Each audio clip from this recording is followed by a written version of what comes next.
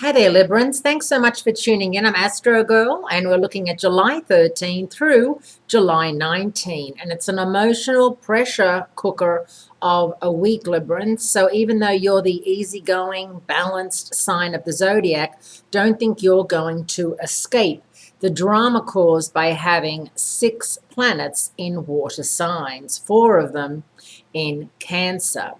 Now, of course, this means that people are more sensitive, more prone to taking things you say the wrong way, and when you try and fix things in your Libran way, people may feel as if you're stepping over a line, that it's none of your business, or you may find that when you talk to people, they cry and get super sensitive, which is never easy to deal with because you're an air sign and you don't play like that.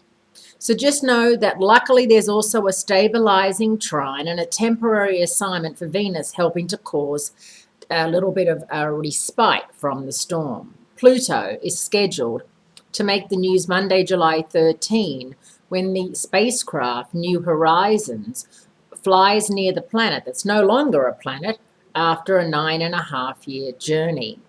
At this point, we can only imagine what information the spacecraft will send back to planet Earth.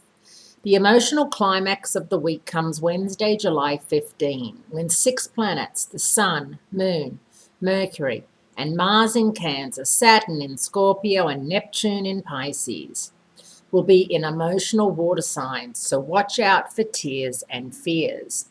And for you, the planetary activity in Scorpio, of course, is your second house of self-worth and self-esteem. The planetary activity in Neptune in Pisces is your 6th house of hard work and service to others.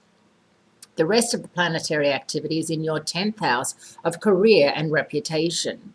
This is really one of those times when you could find yourself in the front lead for a promotion that you just did not see coming, or you could find that a promotion is available and the people are pulling out all the stops to get it, and almost embarrassingly so. And you feel as if, is it really worth it to go to these extremes? People are, crying and calling upon all sorts of reasons why they should get the extra money or they should get a promotion. And you have to maybe jump in and join them as well, and just realize that if you can't beat them, you have to join them, which is unfortunate because emotional drama and emotional pressure is extremely, extremely intense. And this is one of those times when you're really going to find that other signs can really push all of those emotional buttons that you have, even though you don't show them as much as other signs. So Thursday, July 16, it's already a hard slog to get up to full aggressive speed, with Mars in emotionally defensive Cancer, but this double face-off between Mercury and Mars, both in Cancer, and Pluto in Capricorn is a huge red light if you're planning to start something new this month, a red light. So while you're waiting for the light to change to green next week, don't forget to stay hydrated and get lots of exercise and try not to go off the deep end. Thursday also brings a short but balanced trine between the Cancer moon and Saturn, helping to stabilize the general atmosphere. There's another short but welcome reprieve on Saturday, July 18, when Venus makes a temporary sign change from dramatic Leo to quiet and reasonable Virgo.